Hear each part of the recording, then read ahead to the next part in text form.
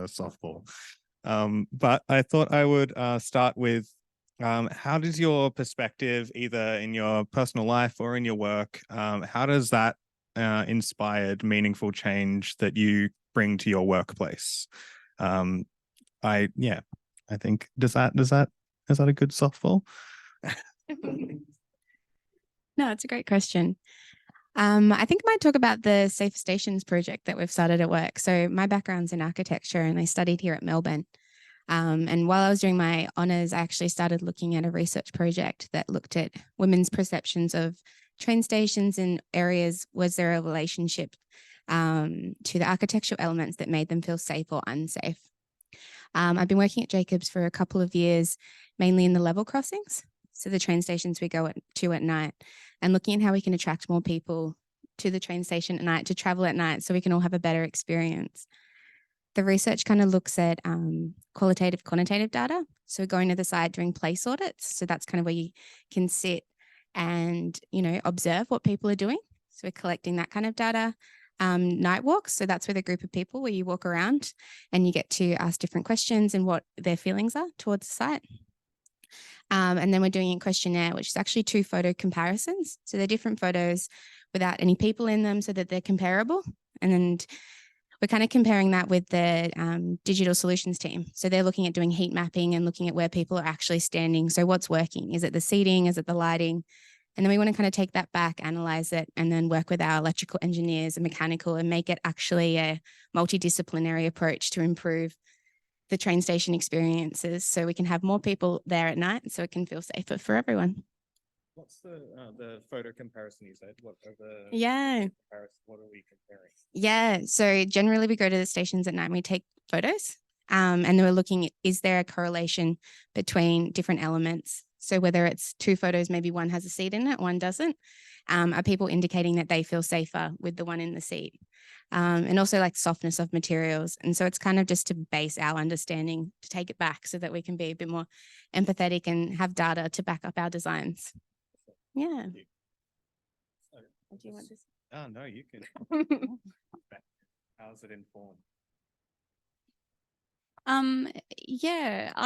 So the way I have come into this has very much been from I have started out more in an advocacy role, and not from a professional design perspective. So a lot of what I was doing was kind of being the intermediary and helping to advocate for people when they maybe didn't feel safe, when they didn't feel like their needs were met, bridging the language gap and kind of helping because unfortunately we're certainly moving in the right direction, but user-focused design isn't always the norm. So sometimes being a bit of a voice to advocate for the importance of that on in existing projects or to existing teams was kind of where I sort of found myself landing before I tumbled backwards into coming back to study user experience design. And I think that's really where I've made the biggest difference, and that's really pushed me into pursuing this, and the reason that I'm so excited about it.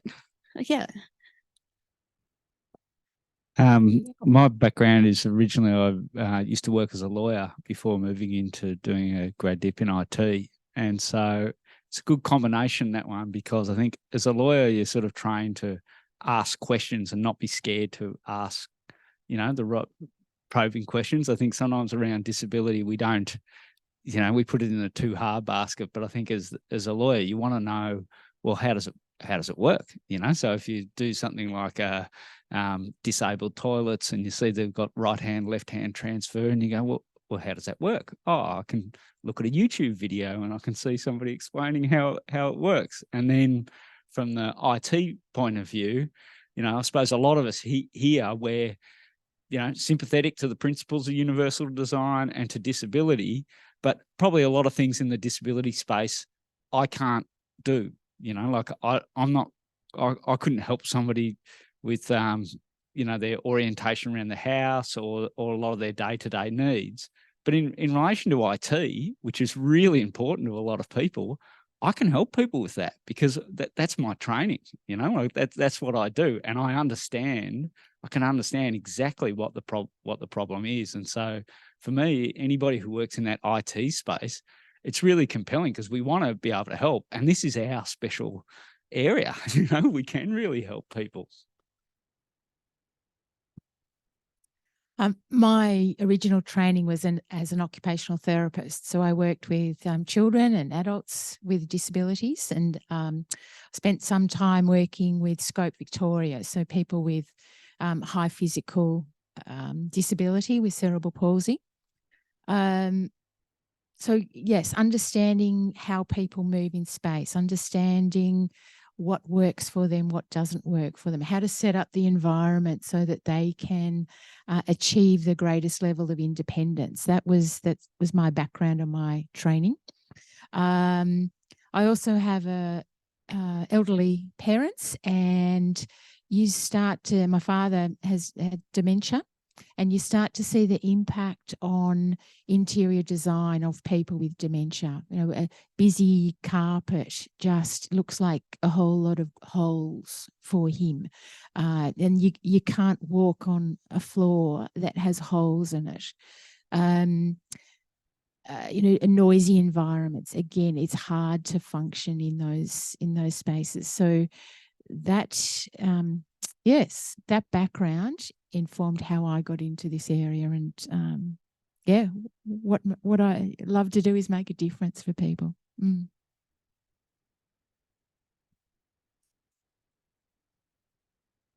Cheeky look at the question. So I guess thank you. That's really great to kind of know where you are all coming from with this. And I guess bringing it to universal design specifically, wanted to ask a question about your experience, and if anything, because I guess the idea, at least where I come from around universal design, is that it's not designing just for people with disability or just for women, but like with universal design, you can have all those things in mind, but what you end up doing is, like with the auto captions, you actually design for everyone, and you find that people use things that you never expected they would use them for.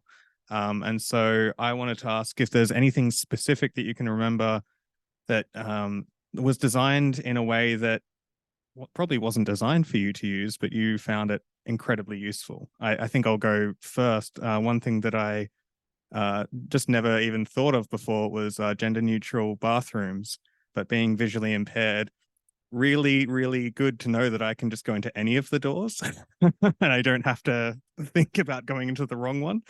Have you got anything?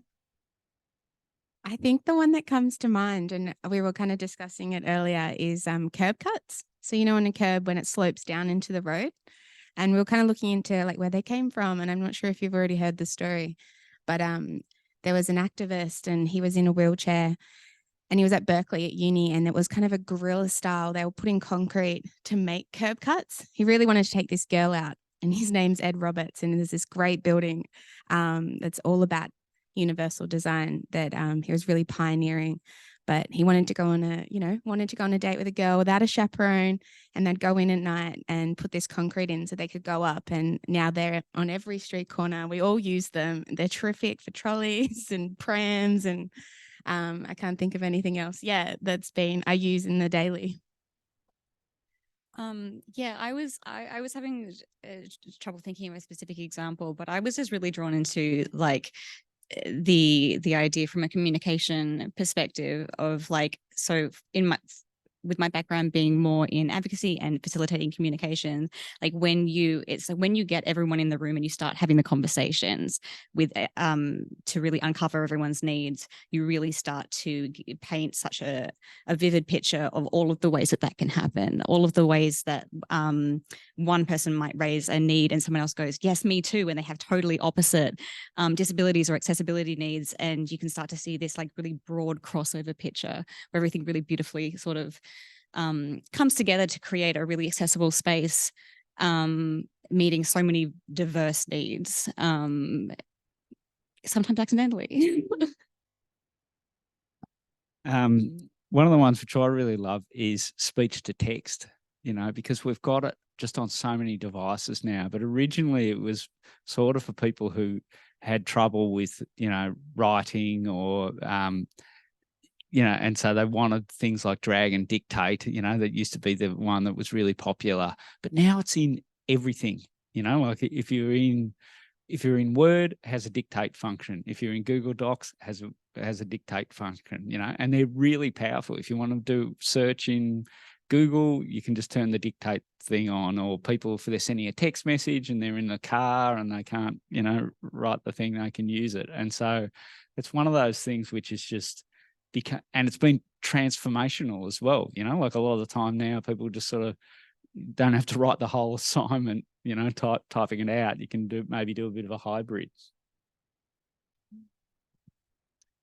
One of my favorite types of projects I love to work on is playgrounds. And you can have, special swings for children with disabilities. And one of my favorite type of swings is those big hammock swings, the big round ones with the net in the middle. They're great for kids with disabilities because they can sit or they can lie on them. Someone can be on them with them, support them. But I reckon that for everybody, it is one of the most favourite pieces of equipment in a playground. Everybody loves to climb on there with their mates, get as high as they can. And I just love, when something that is great for somebody with a disability, but everybody enjoys. Yeah. And there's lots of examples, but that's probably one.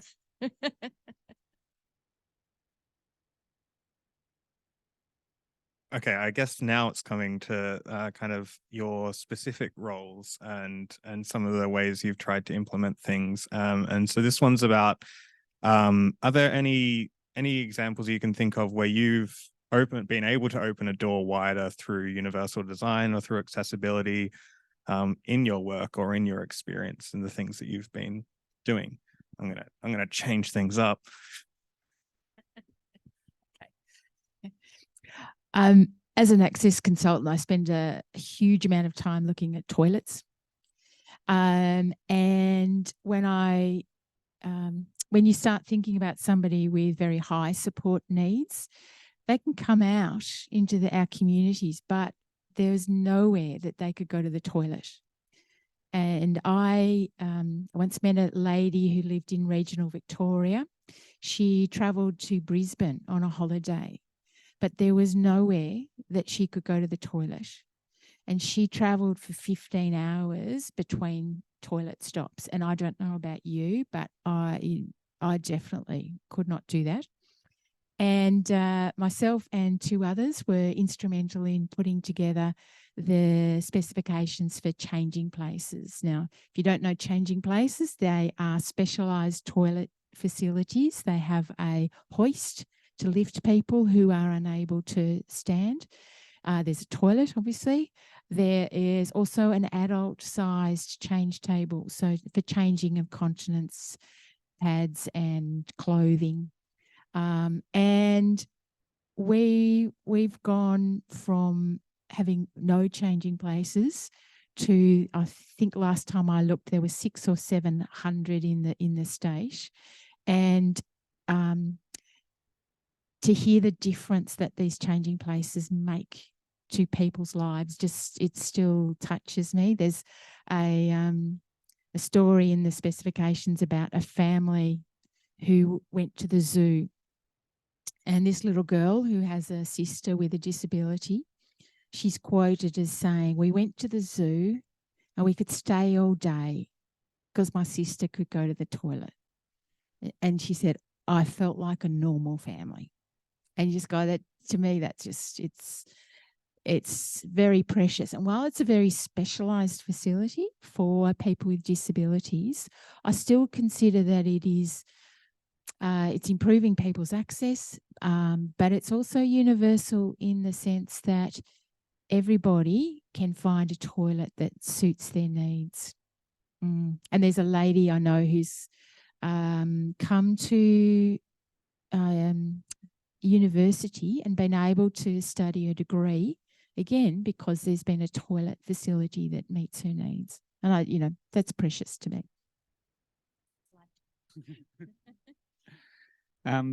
One of the things which we developed at the university here, since I've been here, I think I've employed over 50 students who have a disability to help give feedback on the computer, the systems, whether it be Canvas or whether it be, whichever systems you have to interrelate with. But what we did was I got some students to write some guides because they were telling me some fantastic stuff about their experience, at the uni. I said, well, why don't we write some guides for academics? But they often said, but the academics don't understand, And I said, well, why don't we write some guides for the academics, from a student perspective? And so we did. We wrote when we've got them on the website, guides for academics by students with disabilities. And we've got them in relation to, people who are blind or people who are deaf or people who have ADHD.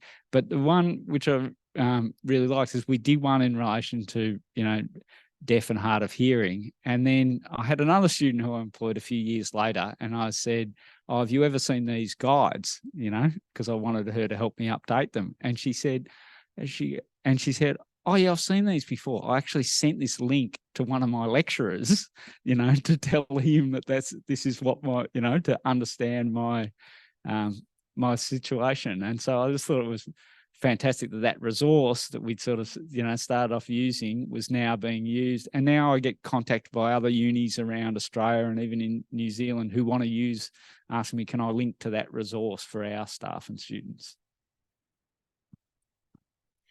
Yeah, I was going to talk about more of the advocacy stuff, but you just reminded me of probably one of the first projects that I worked on in design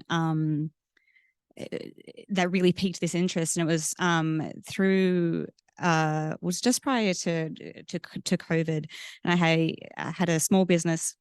It was a dear friend of mine who has a gym, a beautiful human being who was really passionate about, it was an NDIS provider, really passionate about having inclusive facilities and having programs run to help people with disabilities with their fitness and their confidence and all sorts of things like that. And he hit a point where he needed to have a website built. And I was sort of helping him with that, or he was trying to do it himself to start with, and then ran into this issue of we need to make sure that this website is accessible, because the people that you're trying to reach need it to be accessible.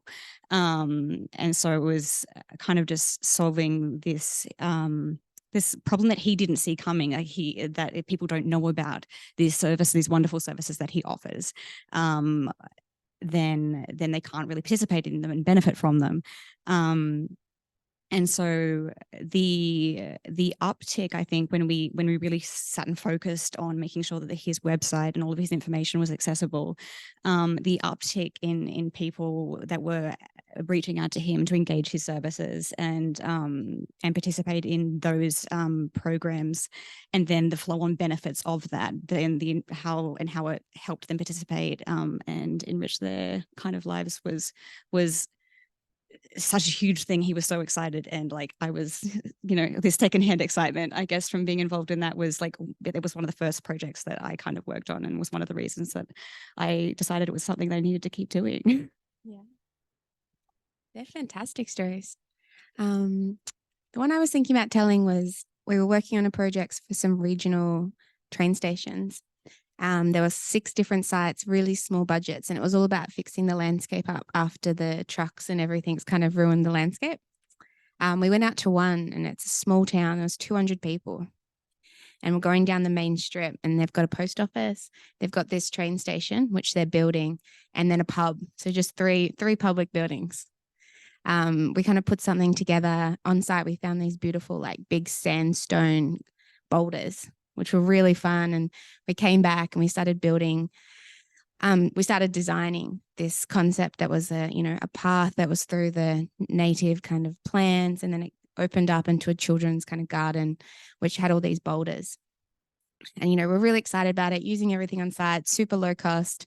We take it to the client, and the client and the quantity surveyor came back and they said, oh, you know, the children and the teenagers, like they might vandalize the station.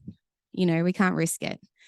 And, you know, we're thinking about this town and the fact that it's like, you know, this is the only location where they're not on the main road. They're not at the pub. They're not at the post office.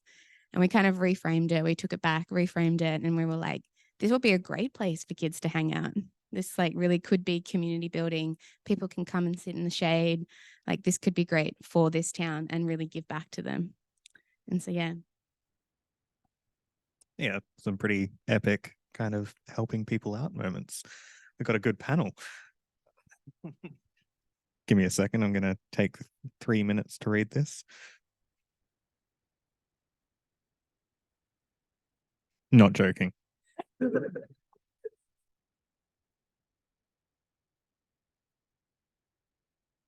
I guess it's in a similar vein to some of the stuff we just thought about, but not necessarily specific to all of you.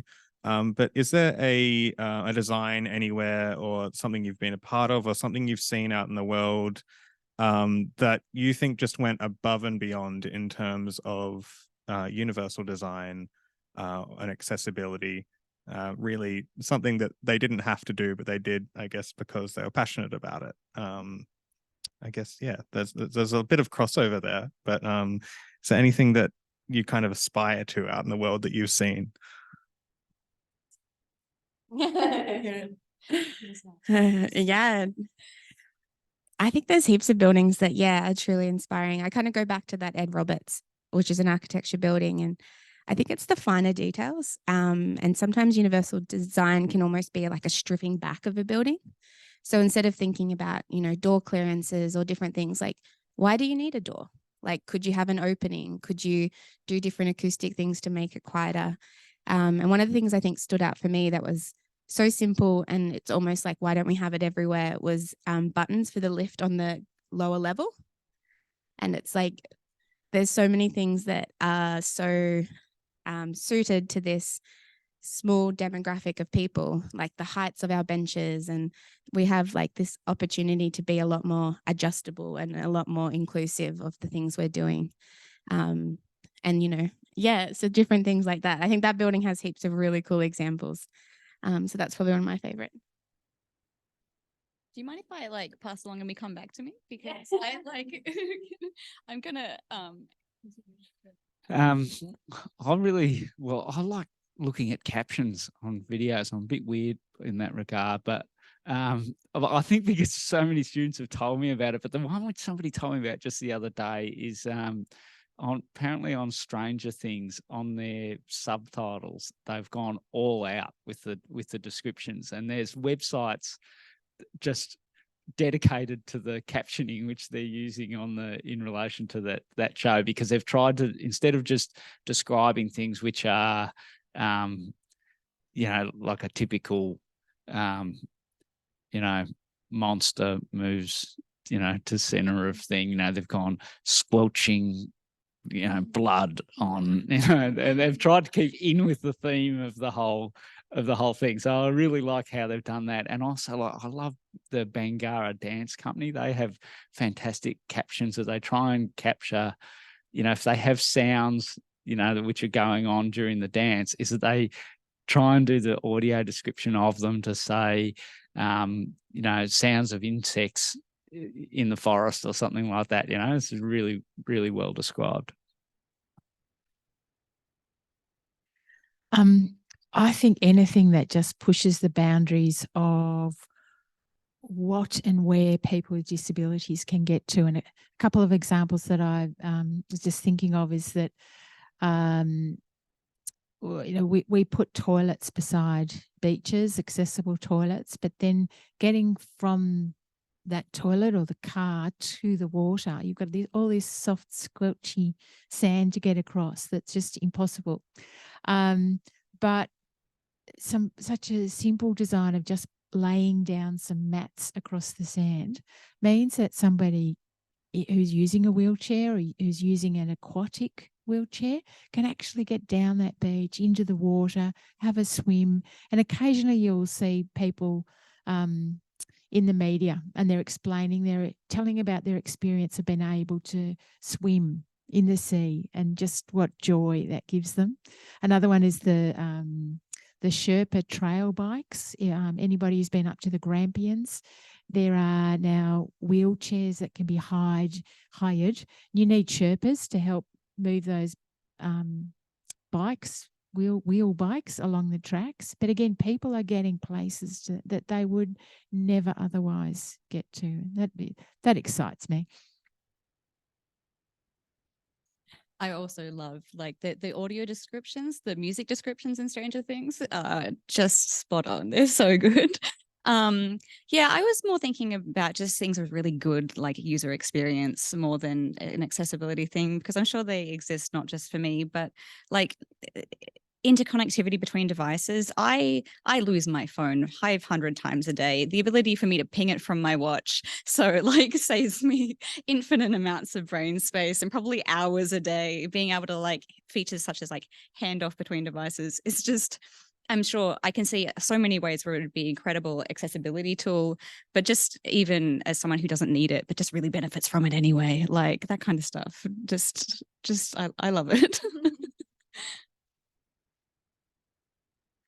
All right, I think we're coming up to questions and answers, but I thought I would end it off by kind of giving what is your like shoot for the stars kind of your utopia of accessibility or universal design, or something that you would absolutely love to do by the time you finish your career or anything like that. I'll start over here again. Into my career is a whole lot closer than some of the other panelists.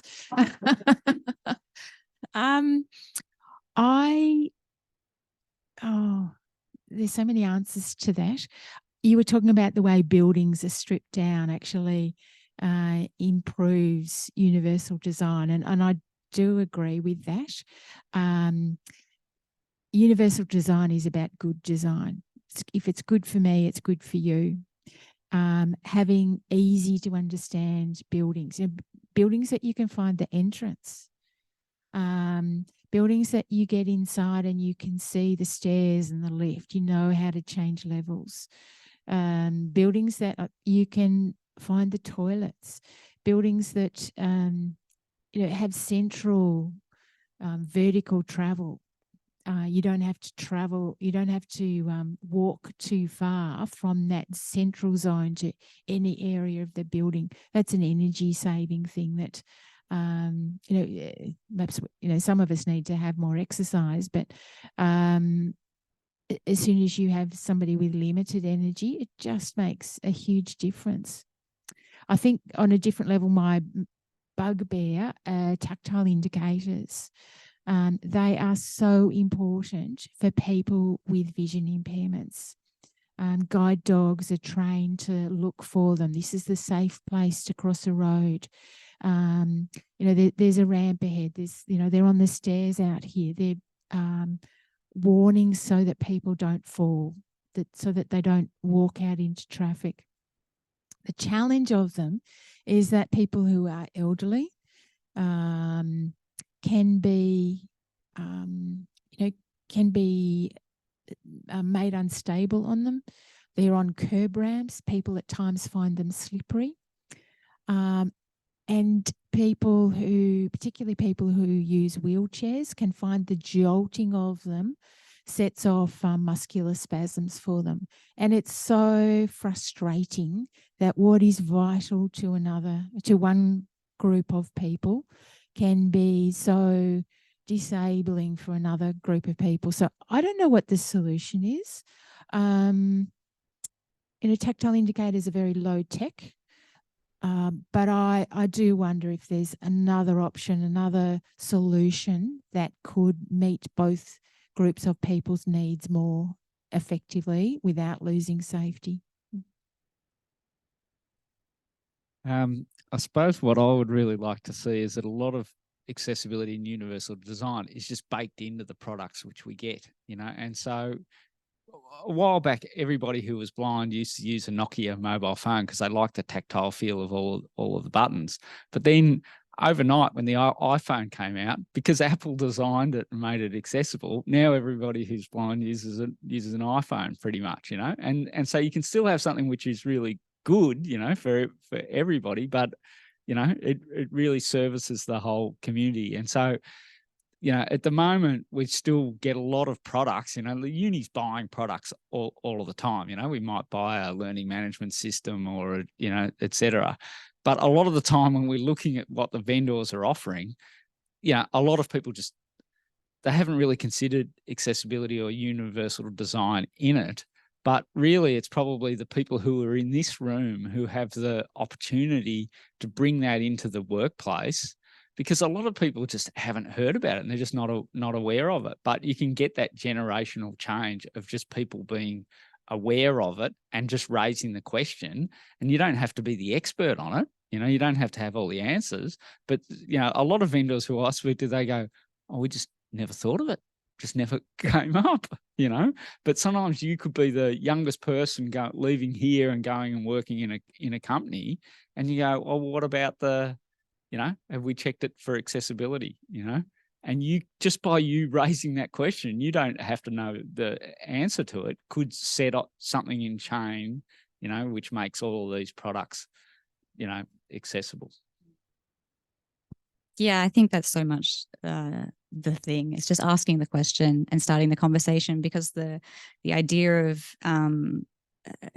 user-focused, user-centered design will probably be that you need so many voices to contribute to the conversation. You know, you're not going to have the answer if you're just one voice anyway. It's so communicative. As far as like a vision of a world where everything was, you know, idyllic, I love the thought of having a holistic approach to accessibility, where rather than just having teams of people solving problems for very specific groups of people and very specific accessibility needs, everyone can have a conversation where we're like, okay, how do we solve both of these problems at once? Or how do we, because you're right, there are so many instances where meeting the needs of one group means not quite meeting the needs of another, and there's got to be a solution. Like, world full of brilliant designers and curious minds can surely come up with solutions. It's just about like making sure those conversations happen. I would really love to see a world where, with a disability specific focus, it was so much less obvious or so much less impactful when people were faced with disability, because so much of disability is not necessarily a condition that someone might have. It's the way that society is not quite built for them to function in it. I would love to see a world where that wasn't the case, where the world was designed to suit everybody and everybody had a much more equal kind of footing to participate in it. Would be lovely. Yeah, that's amazing. I think something Helen said kind of reminded me, what I would love to see is to be able to leave your house and go into the public and know that you're welcome there, by not having to question where you're going, not have to pre-plan anything. I think that's something that I would love to keep striving for in my career, is making sure public infrastructure is there for all groups. And the other big one is diversity in the room, and having people discussing, and that's diversity in data as well. And so diversity in research and researching different groups and getting that in the room where the decisions are happening is really important. They sound like pretty wonderful places to be, I think. You made me think in the being able to access things central from the central point of a building and that kind of thing. You made me think of, I was looking after I can't come up with the words, an assistance dog for a friend who was overseas for a little while. And I didn't realize how terrible Melbourne Central was for getting from the top to the train stations. You have to go down and then ride across to the other side and then down again.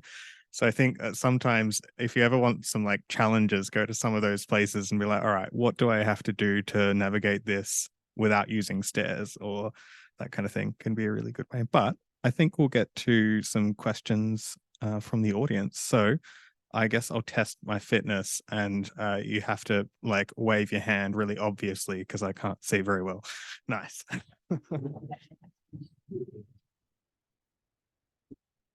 This is a question for Andrew, actually. I'm really curious around what the conversation around Okta was and accessibility, and because there's a cybersecurity concern there, but was there ever any question around, hey, is this going to impact accessibility for students?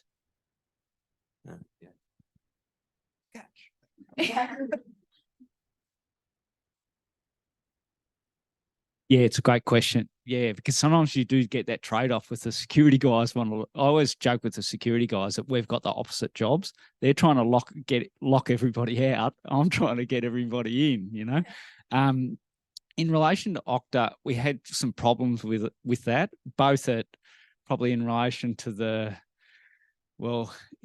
product itself, had some limitations. I think in the design of it, everybody's used Okta, haven't they? So, and it's with the enrollment in Okta, it's really hard in that it has a QR code. Now, if you're blind, you can't scan the QR code, and there are some other options in there, but the layout of the page is that it presents it. If you probably don't remember, but it has a link underneath which says "can't scan," but it appears after the QR code. So so somebody who's using a screen reader can't get to that. Doesn't know that there's another option, essentially. And so we did a whole lot of work, at the time of implementing it, of fixing a whole lot of stuff on that Okta app, fixing the contrast on it. So we have the University of Melbourne blue and, changed the design because there were some problems with that, but it still has some problems with it as well. And so what we're doing with that, I've actually been doing some user testing just the last couple of weeks with the screen reader user, and I've been meeting with the Okta themselves, so that we can take this to the developers in the US and get them to make the changes so that it rolls it out for everybody. So not just for us at University of Melbourne, but everybody who's using that Okta product. And I think, but also too with that is we probably didn't communicate very well the limitations of that product to staff and students when we rolled it out. We could have done that better. And just finally on that one is what I did notice is that we spoke about, you spoke about the seamlessly moving between devices. That whole thing of enrollment where you start an activity on a desktop and then you have to move it to a mobile device and then switch your attention back to the screen is really hard. And it's like just a usability thing that's really difficult for some people, not for everyone, but especially if you're not hearing the phone go off or you're not seeing the message on there, just switching the attention back and forth. But we can chat more later if you like. Anyone else have a question? Nice.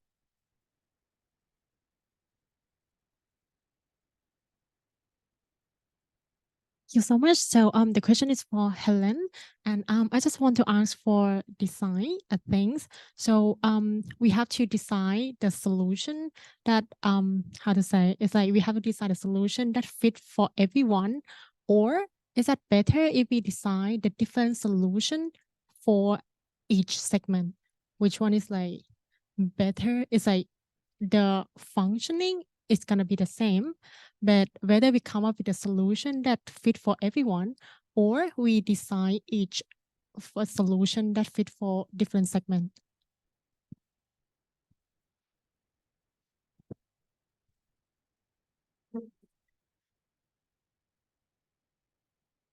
Designing one solution that's good for everyone, I think, is the ideal. Yeah, I think that's what we should be aiming for in every instance. Yeah, there is reality as well that maybe a bit like these tactile indicators, that there are opposite needs, but I think always the aim is to have one solution.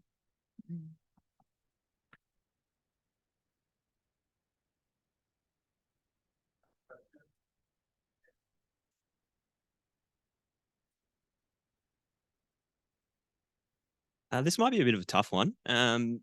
I guess in times of crisis for the privileged, accessibility and universal design seems to be an afterthought, like budget cuts and things like that. Think back to like toilet paper accessibility during COVID, and I don't know, like I see it a lot. Do you ever see that changing?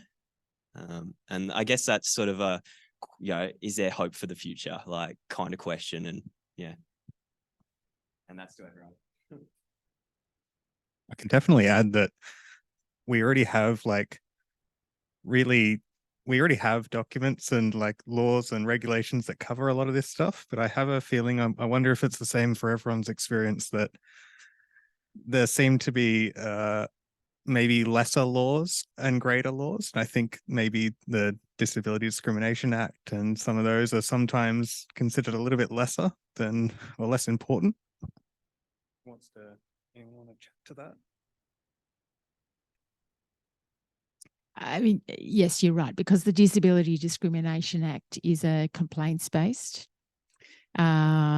It's often, it's like the big stick hanging over you, but the chances of somebody having a complaint made against them is, look, they do happen, but there's not a lot of them.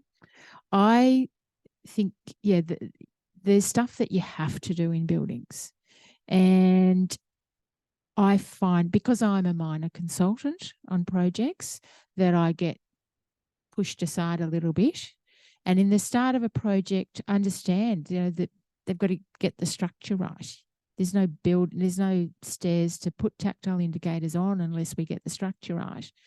And then, and so there are sometimes I'm working with somebody and you go, yes, we'll get to that. And then they want their building permit. Well, you can't have your building permit till Helen's happy. Now I've got their attention. And then it does come down to different clients. The local government are on the whole, and organisations who really want to provide the best access that they can, and they want to hear what are the additional things, what are the better options, rather than just the minimum. Yeah.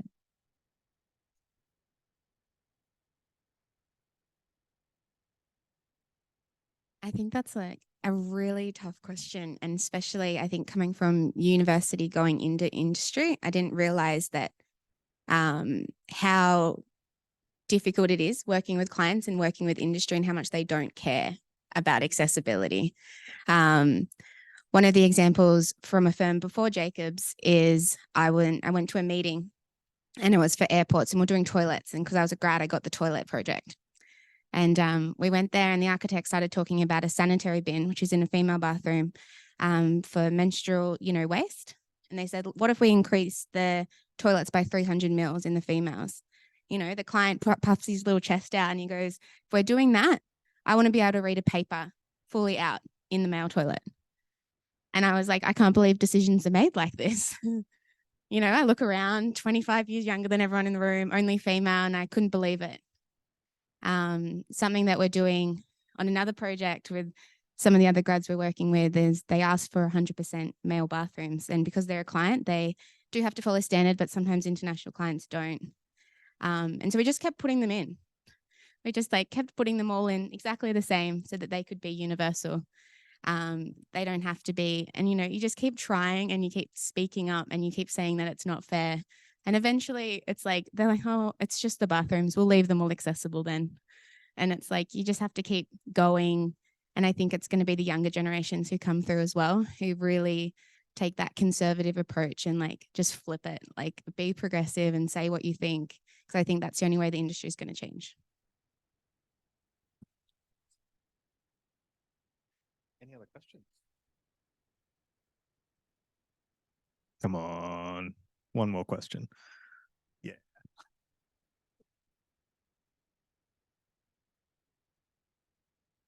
I'm talking about toilets here. So most of the times we always consider the male-female perspective. Many times we miss out the trans perspective. So What is your opinion in that? How should we make that also inclusive, those people also inclusive in this perspective?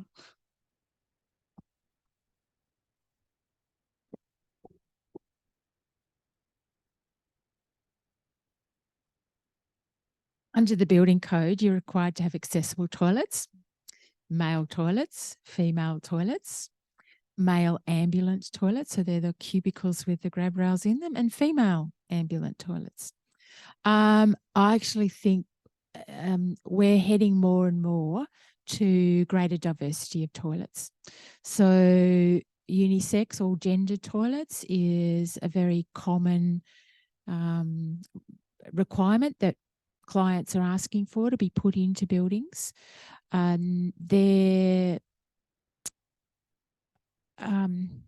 lot of the schools also like all gender toilets. You can have male, female toilets and a unisex or gender toilet.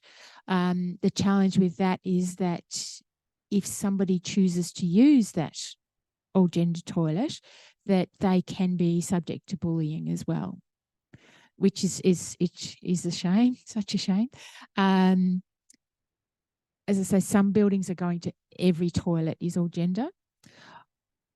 We're actually doing a research project on that at the moment because there's some concerns about, perhaps a young child being in a young girl being in the same space as an adult male. Is that safe? Is that the best? There's lots of different considerations and priorities when we look at toilets.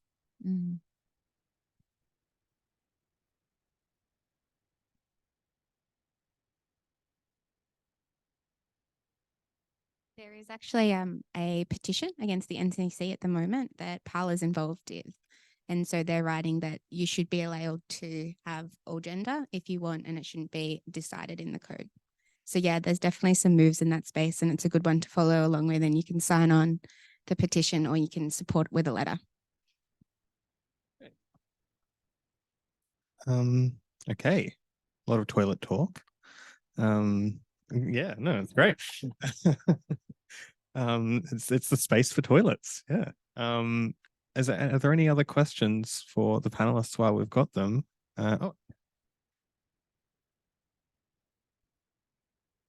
Thank you. So I have one question. It's about, so this is a discussion with me and my grandpa. In their generation, so we're actually moving to like a more society with elder people. In their house, maybe they moved in like 40 years ago, and it is not designed very like inclusively or accessibly. But in the elder generations, some of their opinion that they do believe that they're already used to that design.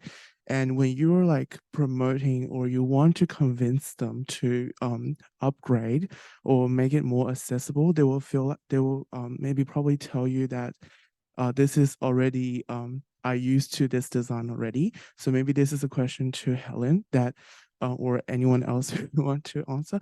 So have you ever like tried to convince such of a client that they already think this is something that everyone is used to it already? And how do you think that this change will be able to make their life better? Like this convention or like the reason for change? Yeah, this is the question. Thank you.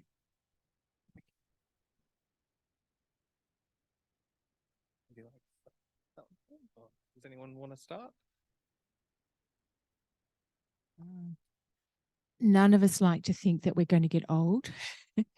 None of us want to think that we will have restrictions. I think, when you look at your grandparents, it's a space that they've been in a long time, so they're familiar with it. They know where the floor goes up and down in the house. And I doubt that you're actually going to change them unless there is a change in their circumstances. Interestingly, the NCC will be requiring greater access, greater livability for homes the spaces in bathrooms are defined. The width of doors will be defined.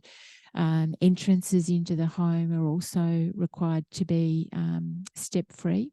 So those sorts of changes will take a long time to have an effect on our homes because the house I live in was built in 1930. So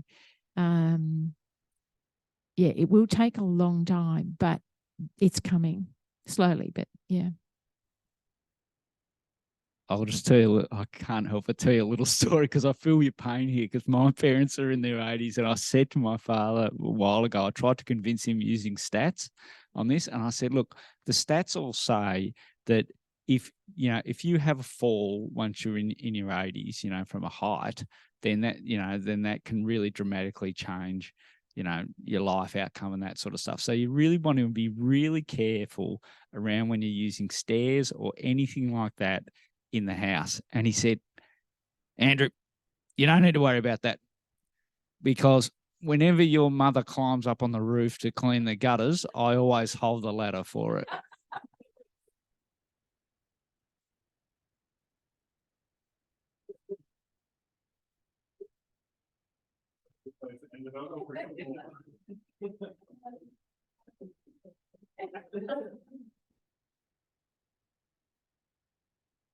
Okay, we might wrap it up there. If, might be a few more minutes afterwards if we want to grab and chat to any of the panelists, unless we need to run off. But I think that is kind of wraps up our session. Can we get a big round of applause for our panelists?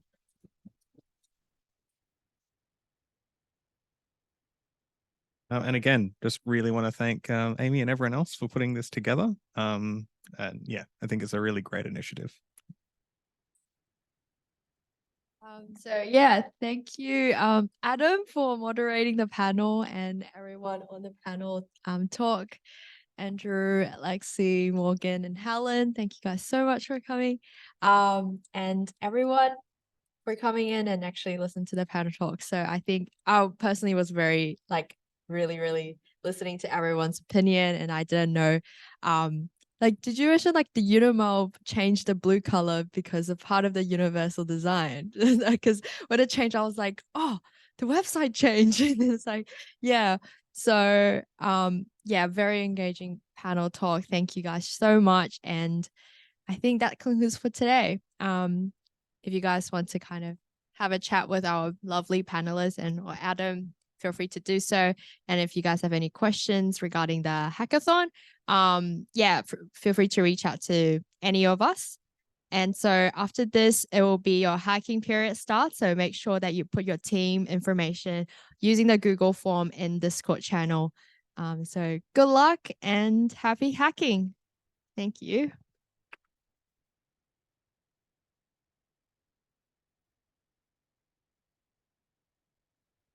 I will take a photo.